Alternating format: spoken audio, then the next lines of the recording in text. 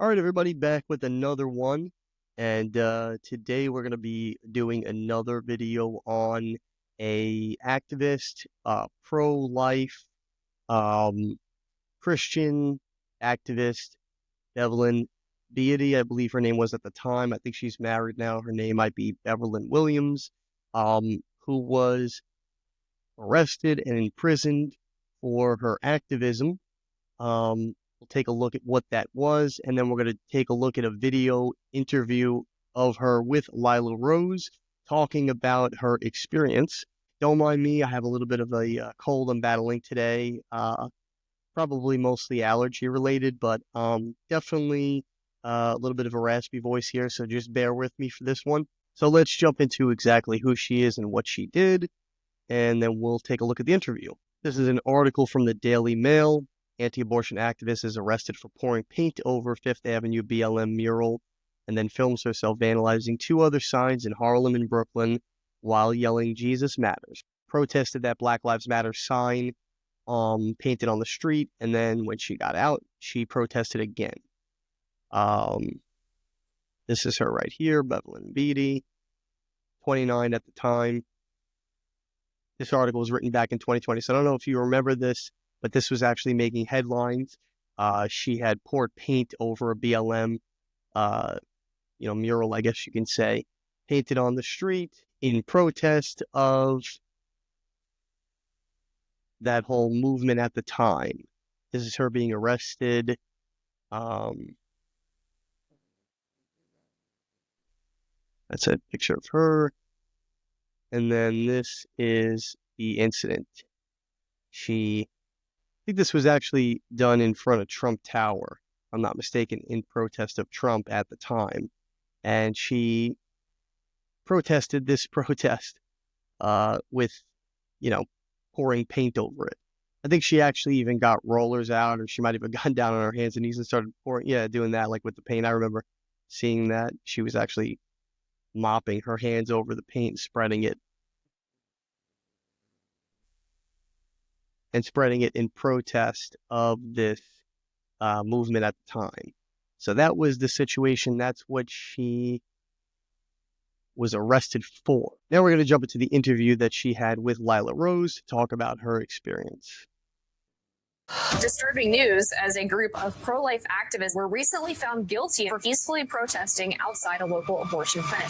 Next, we have a set of pardons for peaceful pro-life protesters. They should not have been prosecuted. This is a great honor to sign this. Look at mama. Look at mama.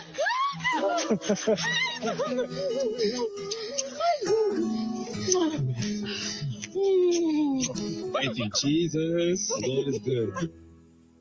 If they don't like what you stand for, throw you away. It was like they placed me in a social trash can because I didn't represent what they wanted me to represent, and I wasn't who they wanted me to be.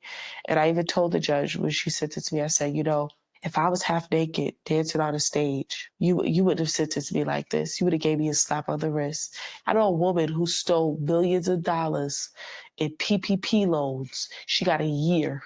But because of my voice and what I stand for, you treat me exactly as what you see me as, a Negro out of line. I don't fit the bill of what you want me to be anymore. I'm not the one that's going to get on stage and twerk so you can get a vote. That's what we're worth for y'all. But the moment we start to step up and stand for righteousness, now the real numbers come. Now the real sentence come. Now you throw me in a trash can. And that's how I felt.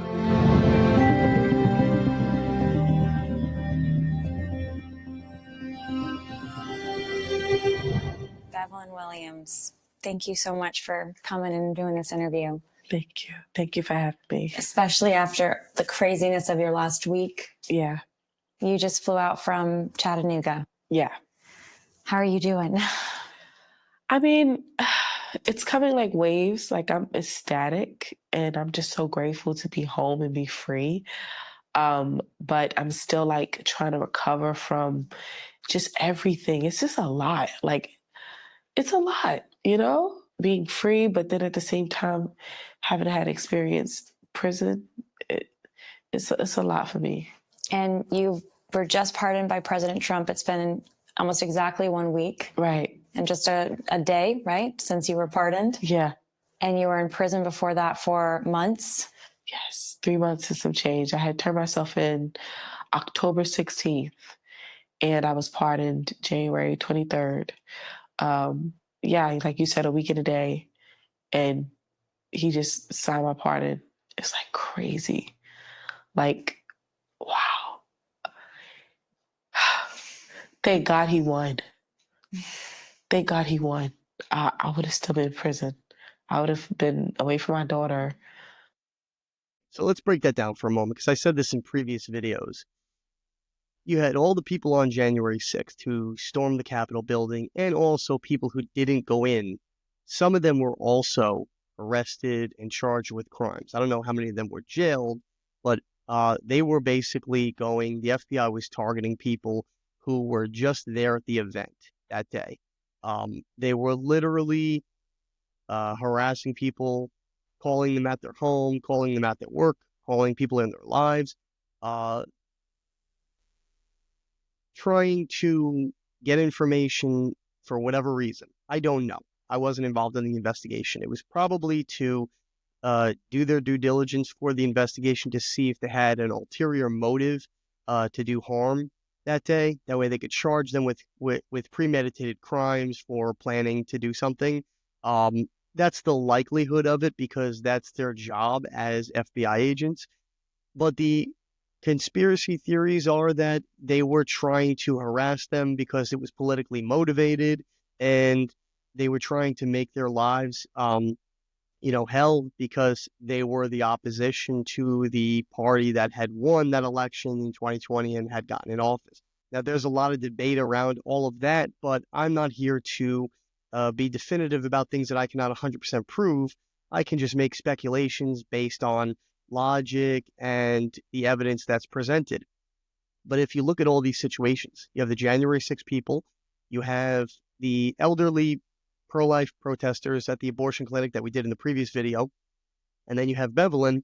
You have all these people who are, for the most part, not the ones that stormed the Capitol and did actual crimes like, break the windows and go into Nancy Pelosi's office and steal things. Those are crimes. Even though these are public buildings, they are crimes. You can't just break and enter. You have to go in the correct way. And the other people, the people who just went to the event on January 6th that didn't do anything, that were just there to see Trump speak, or maybe some of the other speakers, the elderly people that were non-violently sitting down in a Planned Parenthood singing Ave Maria. And now Bevelin, you have non-violent people who are peacefully protesting, which is their First Amendment right, being targeted and arrested by an administration because of their opposition to some of the things that the administration is promoting. All of their freedoms and livelihood is riding on one person getting elected. That's not the way things are supposed to be. There has to be justice. There has to be, true fairness and equality based on the Constitution, not based on societal or cultural things in the modern day based on how people feel. That's not a reality, because that's constantly shifting based on where people are at today versus where we'll be at in 20 years.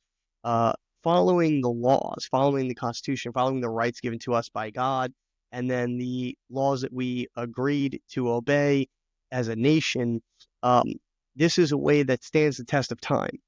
So all of these people were, it's sad because every single one of them so far as I know, they don't know each other. They haven't been together. As far as I can tell, these are all three separate incidents. And they are all saying the same thing. They were hoping Trump got in. And then when he did and he pardoned them, they were so grateful to God because,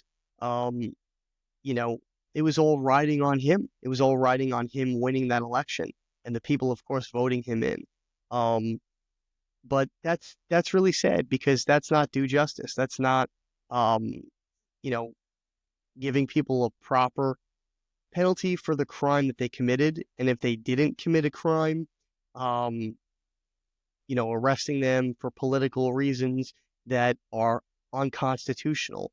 The justice system in this country is broken.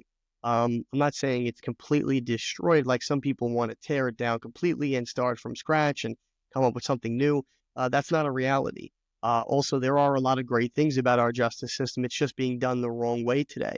Not to mention the way that they've changed the legal system, the law system in America from the time that this nation was founded to what it is today, which is not the same form of court proceedings and stuff like that. Maybe we can go into that at a later date. But for now, let's just, continue to see what she has to say. But it is sad that every single one of them so far has been just their lives were temporarily destroyed, and it was all hinging on one person getting into office. There's something wrong with our system. Until If she was that's the case. 5. So it was a 3-year prison sentence that the Biden Department of Justice, injustice in this case, Right. handed down on you. You had the longest sentence, I understand, of any of the pro-life prisoners. No, one of the longest sentences. One of the longest. I think I was the second to Lauren. to highest. Was it Lauren Handy's that was the longest? I think it was her. Yeah, it was her. So you had the second longest prison sentence of any of these pro-life prisoners. And the world, as they learned about what happened to you, people were outraged that this had happened. You're a mother, you're a wife, you're a pro-life activist. You work with the homeless, you work with the people who have no, have addictions, are struggling, and you were doing all of this work on the streets lovingly for years. And then because of politics, the Biden administration chose to go after you and then give you the harshest sentence possible under a federal law that isn't supposed to be used to persecute pro-lifers, but that's what they chose to do, the FACE Act. Right. I think for them at this point, politics went out the window and it became personal. I think that, for so long, I saw the Democrats or the left or whoever they were, what they represented is just maybe the wrong side of politics and law. But I realized through this that now this is past that. This is an issue of good and evil. And this was what they did to me was not really about politics for me. It was about hurting God. And what I represented was something that was godly, something that was Christ. And they persecuted me the same way that they persecuted Christ. And they hated me the same way that they hated Christ. Like you said, all I do is preach the gospel. I deal with homeless, and obviously I'm going to raise my voice about abortion. Abortion is murder. I'm going to say something when it comes to kids. I love children. They're our future. So for me to be treated like that, it was like, no, this is past just political issues. This is spiritual. Why are you pro-life, Bevelyn? I'm pro-life because every single one of us are made in God's image, okay? How can I be a Christian and say I love God and I don't love the image of God? You're the image of God. I'm the image of God. The camera crew in the back are the image of God. The children, their kids are the image of God. When I look at children, when I look at people, even if they're not the most nice people in the world, even the people who came after me, I still try to see that glimpse of God's hope in them. That baby is God's hope in the world. It's funny too because God has a way of they say like the soul is through the eyes, and I believe that to an extent. The window of the soul, I think, is through the eyes, is the actual full quote. But you can actually see many times just by looking at a person, the good in them. And I think that's God's way of allowing people to identify good in each other, or for Christians to identify other Christians that are genuine and not just Christians in name only. It's more of like an intuition and instinct thing, but there's definitely something to that you can just see the good in people. Now, this is just a video, so obviously I'm not seeing these people in person, and you're not seeing me in person. So, that is just a theory. But we've all met people in person that we just shake their hand, look them in the eyes, and you could just kind of tell there's like a warmth or a goodness there. Um, I definitely see that with these two women. They definitely seem like they truly believe what it is that they are doing every day. You know, Lila with her live action, um, doing all the good work that she does against abortion, and then Bevelin with her work as well, and the protesting, standing up for what she believed in. Now, don't get me wrong, 2020 was a crazy time. There was a lot of stuff in the news. There was a lot of big things that were happening. There was um, an election that was coming up. Um, there was COVID. There was just so many things that were making people riled up and really upset and frustrated. And you know, eventually, when the election results came out at the end of 2020, that really amped things up. Um, you know, it was just a really crazy time, and some people did overreact. Some people did definitely, jump the gun and do things that maybe they regret now looking back. But at the time, maybe it felt like it was the right thing to do because we didn't know where our country was headed, right? It's easy to look back from the good times and say, oh yeah, those bad times, they weren't that bad. But when you're in it, sometimes they're really bad, and you just feel the need to take action to do something. So I'm not judging anybody here for, or in any of the previous videos I did for, the actions that they took in protest, to stand up for what they believed in, because I wasn't there. And people at home watching these videos, they shouldn't do that either. It's not good to um, to judge people, because the old saying is true. You shouldn't judge a man unless you walk a mile in his shoes. You really don't know what that person's perception of life is, what their reality is versus yours. Sometimes people have to make decisions that you wouldn't make, but that's not, it wouldn't apply to your life. It applies to their life. Um, but there were people who definitely did overreact during those years in many ways. And some of those, we're seeing the repercussions of those now unfold, not in this, but in some of the things that people did during COVID and stuff like that, where they got influenced to do certain things.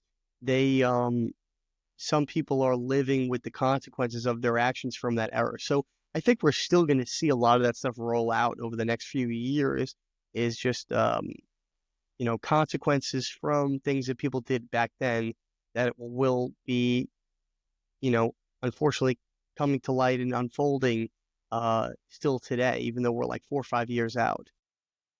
It's the representation of the love of God. I am always going to be pro-life as long as I serve the Lord and love the Lord. It just comes with the package for me. Can you share how you first got involved in the pro-life movement, Bevelin? Well, in 2014, I had started at the Well Ministries with my best friend, Edme Siobhan. We founded together. And initially, we were just doing like street ministry, going out, talking to the homeless, dealing with people dealing with drug addiction, things like that. And obviously, as a Christian, we knew abortion was wrong. But, we would dabble in it here and there, but we never really put all of our eggs into the pro-life basket. All of that had changed in 2019. Governor Cuomo had legalized abortion up to birth. And I'll be honest with you, the day that happened, I'll never forget, I was sitting in my car and we were watching, the Empire State Building had been lit up pink and the whole Congress building was celebrating. They were throwing papers all over the place and we had watched the video. And I remember just feeling dejected, like, oh my God, like they're about to kill babies straight out the womb. And so I was like, we haven't really done anything to make our voice known or to help their voices in this situation, to the point that these people have gotten so comfortable that they would celebrate killing babies at birth. And so from that point on, we decided everything has to be targeted towards life at this point. What was for you the background leading up to starting By the Well Ministries? What were you? Anytime a nation had looked at their most fragile and innocent, like babies, as worthless, and goes beyond needing to be protected, but blatantly harming them, that was usually the beginning of the end for that civilization, because they had gone so far from God. You know, it's one thing to commit sins yourself, like adultery or stealing, things like that, which are bad, and they harm you more than anybody, but they also harm maybe one other person involved. Um, but when you get into the bigger sins, like murder, um, idol worship of, having false gods, and then eventually disregarding human life entirely, even down to a baby, you're so far removed from God that he likely will, disown your nation, your civilization, your people, and you will fall victim to the fate that many nations had, which was to collapse and to um, go off into the history books. Um, it seemed like that was what was happening with America up until Trump won this second term. There is a glimmer of hope now that maybe America is given a second chance by God, and that we will be you know hopefully take this opportunity and correct a lot of wrongs. But if you noticed, a lot of these wrongs were beginning to be corrected during Biden's administration because the people had decided to turn back to God, and that a lot of this stuff wasn't right. And that's when you started seeing a lot of people wake up and a shift happening, um, morally and culturally. Even Roe v. Wade was overturned during Biden's administration, not either of Trump's administrations. So, you know, this hopefully will be the beginning of America turning back to God and becoming a Christian nation once again, like it was originally founded and created to be, dating back to its discovery, which I've spoken about in previous videos. You can check those out, especially the Thanksgiving video from last year. That was a great one that really talked a lot about the history of it. Um, but yeah, I mean, abortion is a big one. If we don't change that about our country, there's no way God is going to continue to bless America. Um, and we will fall, and we will no longer be um, the nation that we were created to be, but also we will slip into um, the history books just like every other nation that was the biggest, thought they were the best, thought they could never fail, too big to fail. And we will fail. We're already very close to being the second, um, superpower in the world because China's neck and neck with us, and they're getting close. If it wasn't for Trump getting in, within a couple of years, I think they would have surpassed us and become the number one superpower in the world in terms of economy and things like that. Not military, but in terms of economy, economic influence over the rest of the world. And that's not what the world needs. The world does not want the number one superpower, the head of all nations, to be a communist country, because that won't bode well for the rest of the world. America is not that. So even though we have our flaws, it's a lot better if America is the world superpower than China. And I know a lot of people don't agree with that, and there's a lot of political and economic debate around that. But it's true. A country's ideology really matters when it comes to them being the head country amongst all the other countries in the world. You need a country like America to hold that position because our Christian values at our core and our, um, you know, beliefs in freedom and, fairness and equality for all.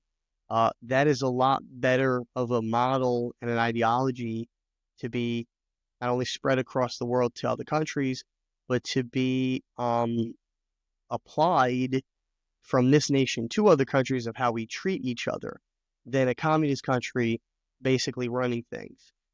You do not want that. Then the world will collapse if a communist country does become the head nation, the superpower. And before that, how did that come into existence?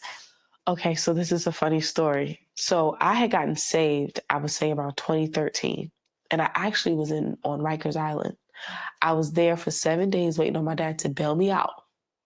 Now, while I was on Rikers Island, I had met this woman who was a Christian. So, there's nothing new under the sun. This woman had ministered to me in that jail and told me that I need to surrender my life to Christ because there's nothing left for me but death. And when she told me that, I knew that what she was saying was true. She had brought up a significant time in my life where I was very depressed and very emotionally just low. And I had cried out to the Lord. And she brought up that private moment. And I'm like, only God could know this. How could this woman bring this up to me and tell me about this private moment of me crying out to God? So when she told me of that, I knew this was God speaking to me. And so I said, no, I'm going to give my life to the Lord. And so from that moment on, 2013, I never looked back. Then around the end of 2013, I had met Edme. And Edme was my mentor. She's the one who really taught me how to be a Christian. She taught me how to read the word, taught me how to like walk the walk of a Christian. And we started to like put in practice what we would read in the Bible. And that's where At the Well had came from. Because remember, Jesus was in Samaria waiting at a well, and then a woman came. And as she was drawing water, he had said to her, if you knew who you were talking to, you would ask me for living water. He ministered to her. And then from that moment on, she was technically the first evangelist ever to go out, and she evangelized all over Samaria, and the people knew. And she would say, come and see about a man. And so I felt like I had that same experiencing Christ, wanting to get a taste of his living water, and then just wanting to tell people, come and see about the man who knew my whole life, you know? And so that's how we got started. There's so many incredible things about you and your story, Bevelyn. It's almost like, where does one begin? Because I think the life you've lived, you're only 33 years old, right? Yeah. You're only the year of Jesus, only 33. Right. But the lives that you've lived already, and what you have overcome, right, and the way that you've stood for Christ has already, I mean, it's a lifetime of inspiration already. I'd love to hear if you can share, before this coming to Jesus, before starting At the Well, before all of this, you were, your childhood, your upbringing. Can you share more about that? I will say the interesting thing about being in prison, and I'm saying this for a reason, a lot of those girls in prison I can relate to because I grew up just like them. I was them. I grew up in a broken home. My dad, he just, I guess, was caught up in the street life. And he was one of those young kids. He had both parents in his household. His mother was a strong Christian, but I think he just kind of was rebellious and chose to kind of do the thug thing. And my mom was, just young and wild, and just a lot of drugs involved in my childhood. My mom, she had a cocaine addiction. She's still kind of dealing with that. And so that's why we haven't been able to have a relationship. And so, I dealt with abuse as a kid. I dealt with being molested as a child. I dealt with feeling like a burden. As a child, I would feel like I was a burden to my mom or a burden to my family, and I didn't have purpose. Like, why am I here? And I just felt like I grew up unloved. I grew up on welfare. I grew up with parents separating out of the home and living in, rough conditions. And so I didn't really have the best childhood, and my life experiences were tough, but I knew God had a plan for my life. At 7 years old, I had an aunt who had mentioned Jesus to me at a young age, and I really didn't know who Jesus was. But I remember I had a dream when I was 7, and in this dream, I'm in my neighborhood, walking around my neighborhood, and I see a bunch of demons all over the neighborhood. And again, I'm 7 years old. And I remember calling out, Jesus, help me. And a sword came out of the sky into my hand as a kid. And the sword was so long that it reached all the way to heaven. I never saw the tip of the sword. And I used that sword to destroy the demons. And when I woke up, I asked my mom, what did this dream mean? Like, I'm 7, I don't understand what this means. And I remember her saying, oh, it was the Bible. I'm like, the Bible? What am I going to do? Just start hitting people with a Bible? Like, what does that mean? I didn't realize then, though, that meant that I was going to use his word to destroy the works of the enemy. And now that's happening even now. you know? But no, I did not have the best childhood growing up. I mean, I was not the wealthiest kid. I wasn't the snazziest kid. I wasn't the most popular kid. I wasn't the most loved kid. I kind of came up just like a lot of those girls that I was locked up in prison with. It's incredible that you dealt with all of that and then you were able to go on and change your life and go serve people who are facing some of the very things that you struggled with in your childhood. Right. Was abortion any part of your upbringing? Did you have any experience with that? Absolutely. I had an abortion, my first one, when I was 15. My dad made me have the abortion, and at that time, I really didn't understand what an abortion was, but I knew it was wrong. I'll never forget when went to get my abortion. It was in Brooklyn at the time, and there were people with signs picketing really loud in front of an abortion clinic, and I didn't understand why. But I remember my dad's girlfriend telling me to look down and ignore them. So then I went into the clinic. I was 3 months and 5 days.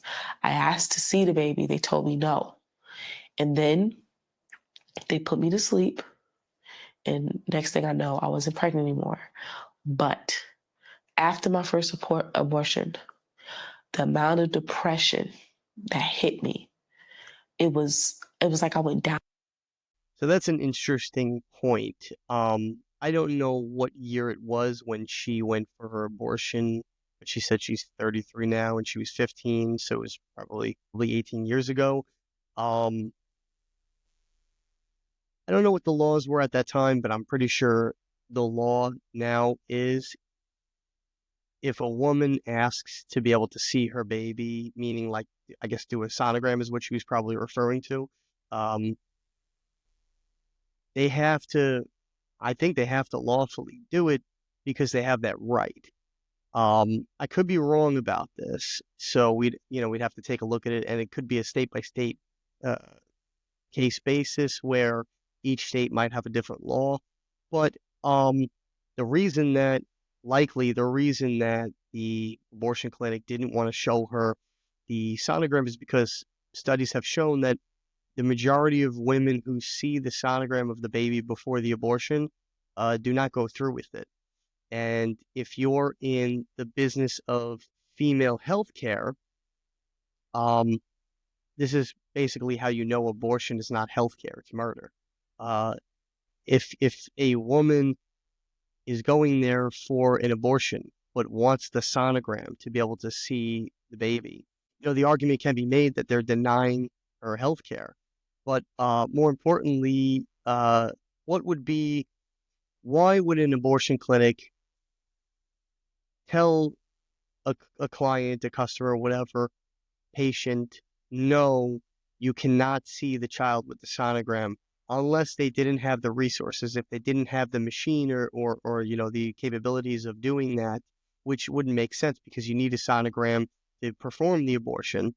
What would be the purpose of them denying them that other than to not let them emotionally connect with the child through the visual and then likely cancel the abortion, which is their business. That's how they make their money. So these abortion clinics, these women's healthcare clinics, Planned Parenthood, things like that, they're not actually offering healthcare services. They're offering abortions. And that's pretty much what they do. They claim they do other things, and I'm sure that they have to legally do that just to be able to say and get certain tax credits and stuff like that.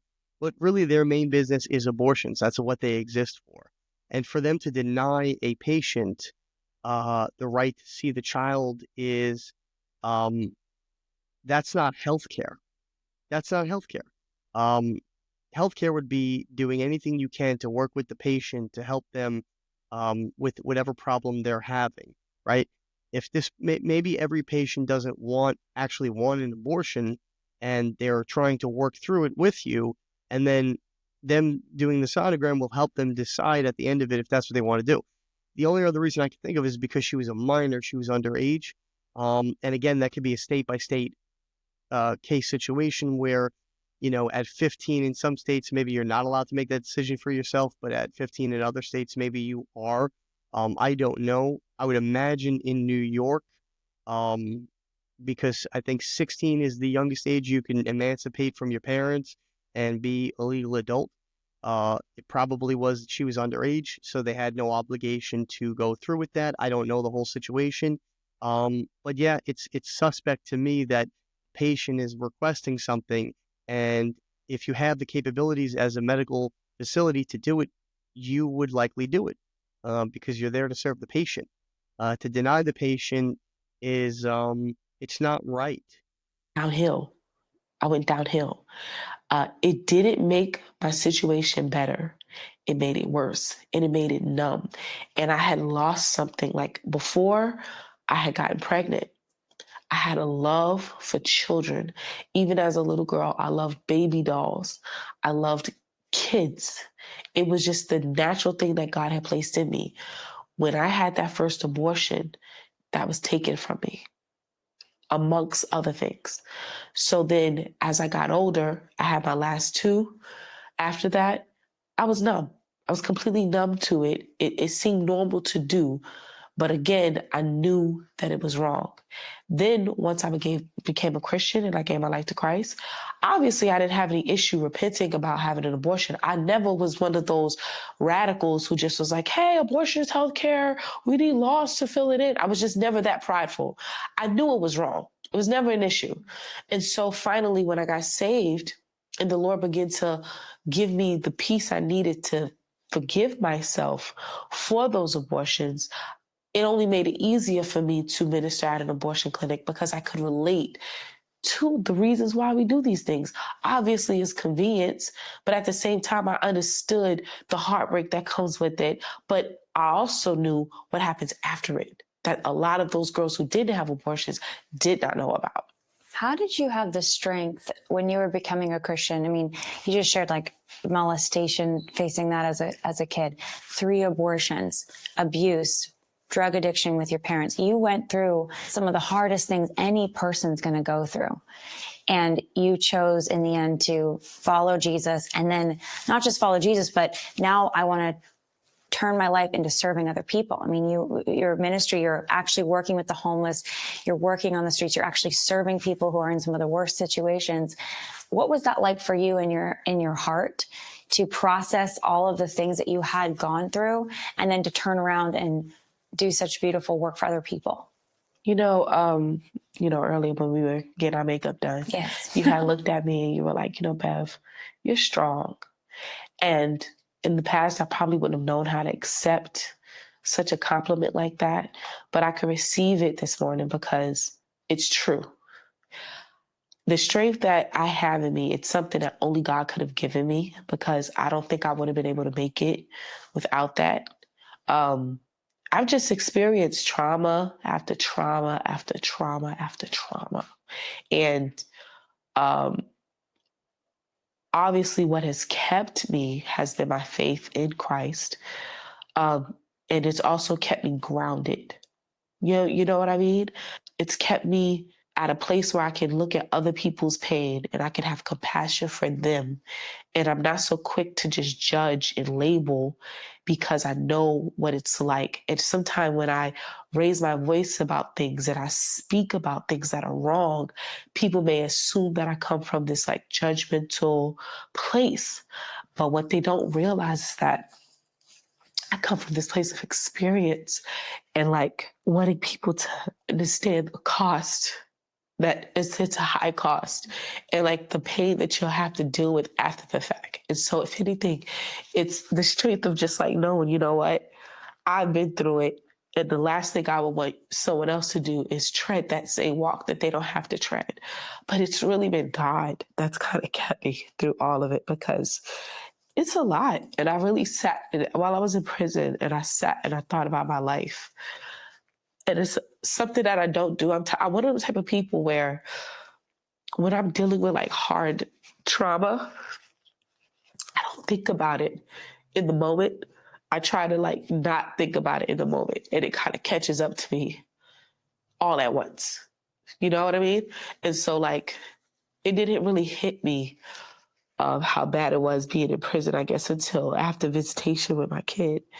And it just was like, dang, man, like I really am told went to hold my child, like all of this stuff. Like, and I'll never forget, like I was sitting in prison and I was just crying to the Lord. And I was like, Corinthians, Paul talks about, he says, I feel like us apostles, we're like laid out for display for like the world and angels to kind of just make mockery of, and just, we're just kind of laid out in display for you guys to just see us as an example. And I really felt that heavy, because you would think with everything I've been through, it seemed like it was just an opportunity to be mocked.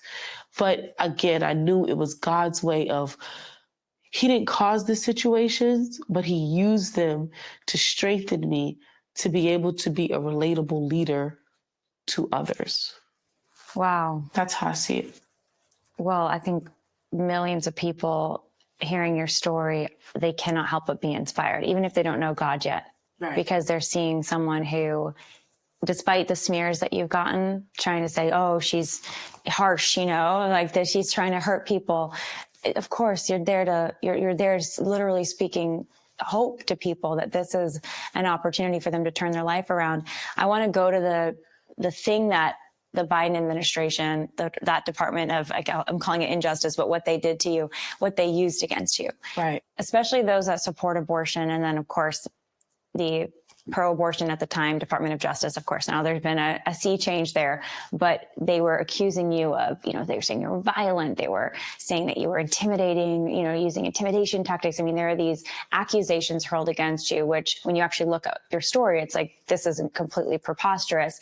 Can you share about what your ministry looked like? That, the prayer outside the abortion clinics, the trying to actually physically help these women, provide them resources, and then how that was weaponized against you by the proceedings by the DOJ at the time. They used the same event. It was in 2020. It was a Jesus Matters rally. It was a 2-day rally. Police were present the entire time. Okay. I just want to put that out there. Initially, I was sued for that rally by Letitia James in 2021. Letitia James is the Attorney General of New York, the same one who went after Trump. So she sued me, but she waited until Trump was out of office. Preposterous. She sued me on a civil federal suit, which got a 30-foot injunction against me, which means I can't be within the building within 30 feet, or I get a $5,000 fine. Of an abortion clinic. Of that abortion clinic in New York, the Margaret Sanger Square Planned Parenthood. So I settled with her because I had moved to Tennessee. So at this point, I didn't feel the need to fight the case. I was already moving. So whatever, I just kind of took it on the chin. And I was advised by my lawyers to do so at the time. So we did, because we thought it would just be a no-brainer, just be, whatever, you get out of the city, that'll be it. So that's where it started. They took the same Jesus Matters rally, and then they trumped it up to federal charges against me in 2022. The same events. The same events. They recycled it. So in 2021, for the Jesus Matters rally, I was sued by Letitia James. In 2022, for the Jesus Matters rally, I was indicted with federal criminal charges federally. Sued federally and then indicted federally. Okay? They say that there was a hand injury that I did to this woman. I was never arrested. I was never given a ticket. I was never even given a citation. Police were present. There is a clip of a police officer online circulating now saying that I had never blocked the door. The judge would not allow that to be admitted because the prosecution called it hearsay. What people have to understand is when you go to trial, if you find yourself having a biased judge, which my judge, her name is Jennifer L. Roshan, she was appointed by Biden. She did not allow the First Amendment to be explained to the jury. On top of that, she wouldn't allow certain footage to be shown because the prosecution never wanted all the videos of what I streamed to be shown. They only wanted clips. They admitted that they had paid pro-abortion protesters there who were blocking the door. And technically through FACE, if they're blocking the door, they're supposed to be charged. So the pro-abortion protesters were Right. blocking the abortion clinic's door. Correct. And you were there with having this Jesus rally to try to speak the name of Jesus, Right. encourage people to not have abortions ultimately. And they're ultimately twisting this in court to say, Correct. it's on you. Correct. Even if you had been standing at the door, we have the right to peaceable assembly. Right. And you. So I think a lot of people don't understand this, and this is why they give into a lot of these settlements in their case. They just want to be done with. They don't want the burden anymore. They don't want to deal with the financial headache of having to pay for the legal fees and things like that. The problem with that is when you settle, that's an admission of guilt, even though you're not taking a guilty plea, or if it depends on the settlement, but sometimes you are, sometimes it can be written in certain language that they can get you off for a lesser crime and maybe just give you a fine or something. Or like in her case, they gave her a restraining order where she couldn't be within 5,000 feet of the abortion clinic. But a lot of people don't understand that when they settle, they're admitting guilt. And when they do that, a lot of the times that goes to future cases as an example, as a sample case. Lawyers, what they'll do is they'll reference other cases that have been won in a particular, favor for whatever situation. They'll use it to justify their case that they're currently fighting in court. So if, you admitted you were guilty here about this crime or something that wasn't a crime, but you admitted guilt, other lawyers will take that and say, look, see, people have already been found guilty for this. We can find this person guilty too. And it's a snowball effect. It keeps building on, a particular situation until they find a way to get it into law and skirt around, the Constitution and our rights. And that's why you have to be very careful when you do settle, because sometimes it's more of a headache to fight the fight out to a conclusion, and you may have less resources than the other side. But a lot of the times it's better to do that because in the long run, it ends up setting a precedent that makes it harder for people who are trying to destroy our rights and our legal system in this country. It makes it harder for them to justify that in future cases. So you just have to be very careful when you do stuff like that. Anytime you settle, you're admitting guilt to that situation. And then again, they can use that later on because they'll say, well, you already admitted guilt here. Once you admit guilt here, we can use that to justify charging you with these crimes here. And they've done this many times in the past where they've told people, settle with us and we'll just put all this away. And they just decided, you know what, I want this headache to end. I'm just going to do it. They never got it in writing with the court, with the judge or whoever, that they are not allowed to bring them up on charges for other crimes related to this. So they just thought it was over with. But then that's exactly what they did. Because again, a lot of what is broken about our legal system in this country today is they're using lawfare. They're weaponizing the legal system to use all these crazy things to punish people, tying people in connection with other crimes that they did or did not commit. They're doing a lot of crazy things. Look what they did with Trump in New York. That same woman, Letitia James, who went after Trump for his properties, saying that he fraudulently changed the value of them to get bigger loans from the banks. Whatever that situation was broken down, it's the same woman, Letitia James, that went after her. So she clearly knows how to weaponize the legal system and use it against the enemies of the people who are trying to change this nation.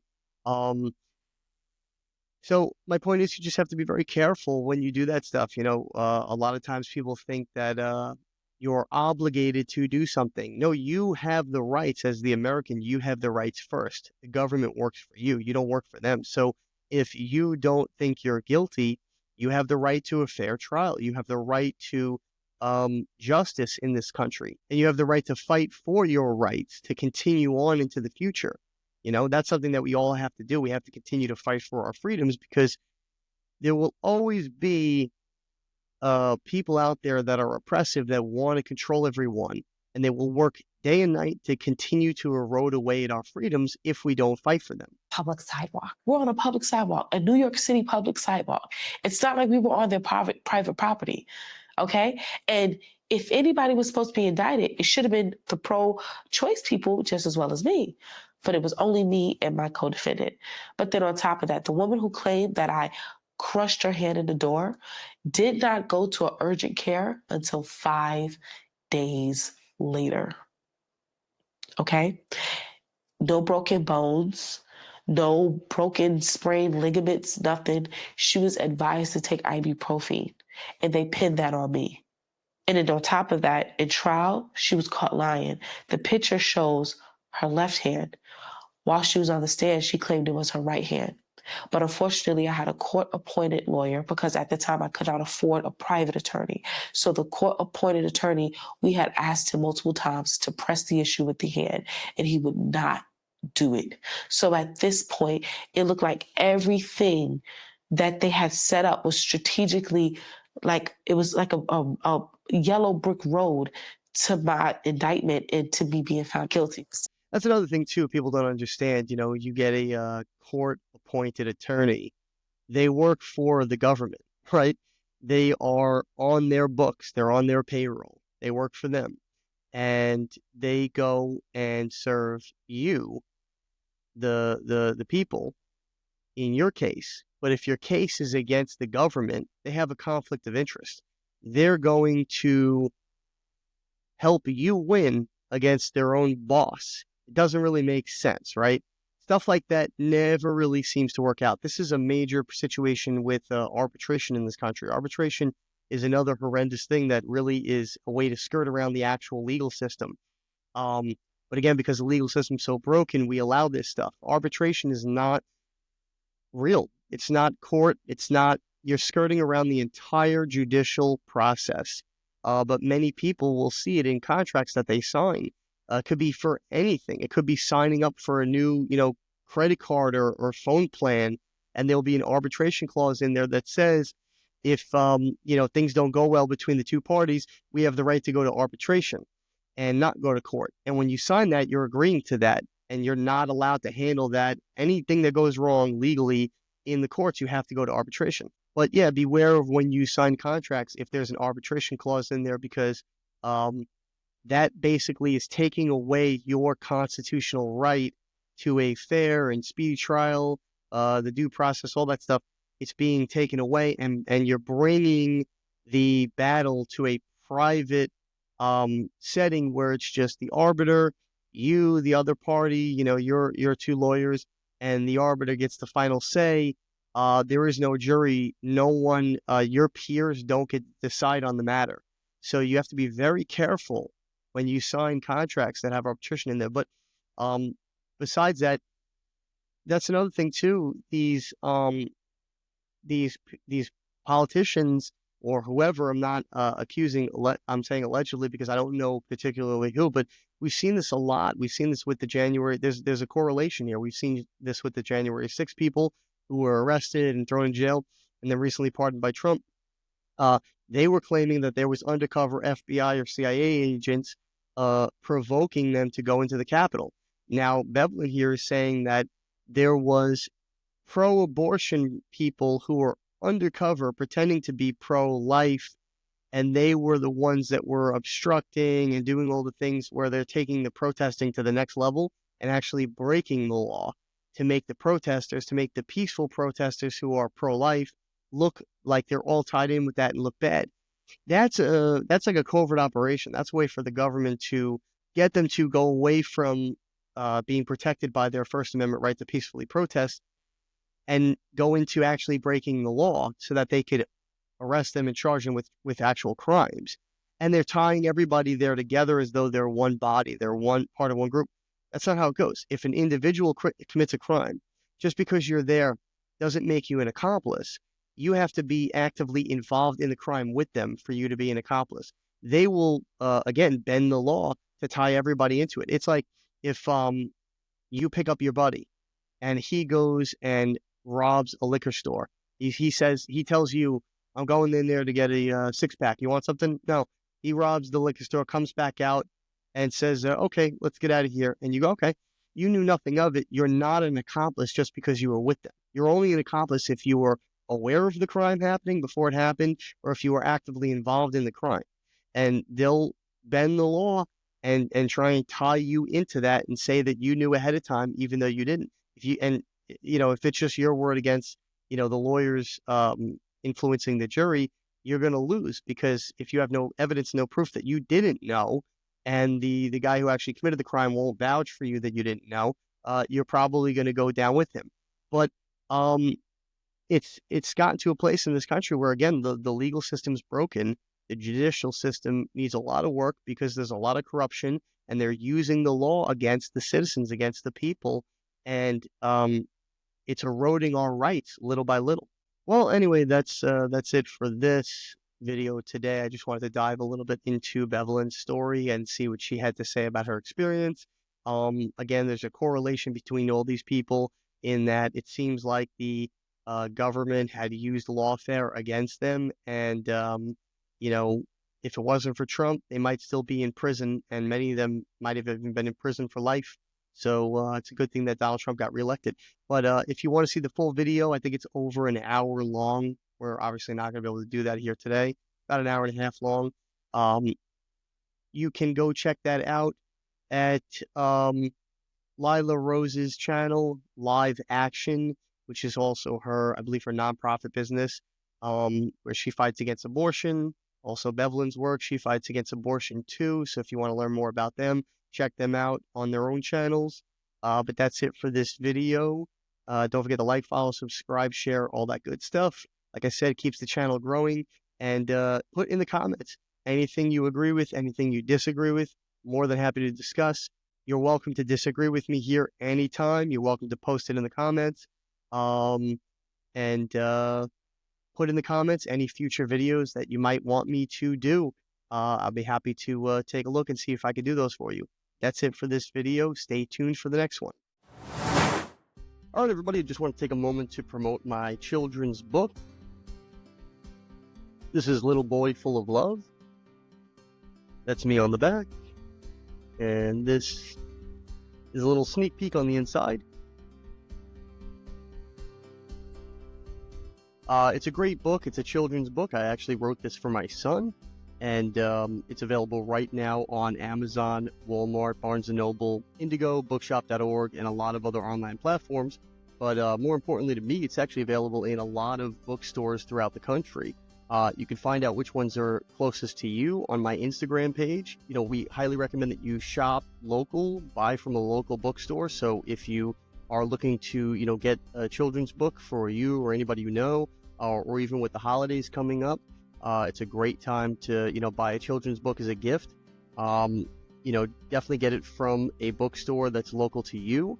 But if you absolutely can't get it from one of the bookstores that are currently carrying it right now, and we're in about 15 or 16 different states across the country, so it may actually be in your state, and it could even be local to you. But if you can't get it from the physical bookstore, check out our Amazon storefront. The book's available on there right now. And like I said, with the holidays coming up, you may want to do your Christmas or Hanukkah or holiday shopping early. And you can even order it from our Amazon storefront and ship it directly to whoever you're gifting it to. But it's available on those platforms, Amazon storefront and bookstores and other websites that I mentioned. But I want to take a moment here to look at the storefront just to give you an idea of some other stuff that we have available on there. These are products that we highly recommend. They are things that we use in our daily lives, and it's all organized by category. So it's a lot easier to, shop for the holidays and specifically for things that interest you, particular categories. Available right now, many different items on our storefront. If you can see here, 61 items just in women's apparel, fall decor, because right now we're in fall, 26 items, kitchen items, baking specifically, things for around the house, children's toys, even stuff for parties. If you're trying to save money on a party and throw in your own, occasion, You can even buy some cool gadgets here to help you, put on a better party. Health and wellness items here, even stuff for Christmas. And there's the book right there. So you can get it from the storefront. You can get it from the bookstores, like I mentioned. But it's available on all these different platforms. It's really easy to find and gift to somebody. Also, I want to show you the apparel shop, and these are some clothing items that we actually produced. So if you're looking to get some cool apparel items, shirts, hoodies, long sleeve, short sleeve, leggings, even accessories, cell phone cases, women's makeup bags, fanny packs, coffee mugs, all different types of stuff, even some, art, all different categories here, apparel, homeware, accessories, drinks, even digital items. It's all on this store, healthybodygoodssoul.com. Anything that pertains to you or somebody that you're looking to get a gift for the holidays. A lot of great designs on here, a lot of cool designs that we actually custom created. Stainless steel water bottles, especially now with the fall and winter. A lot of cool hoodies and long sleeve shirts. This is a really cool one, I think, for women. The original Be Your Soul apparel, that one's actually really popular. People tend to like that. This one's one of my favorites. The free shirt. It's the American flag and it says free and that says not property of the United States government. That one's pretty cool.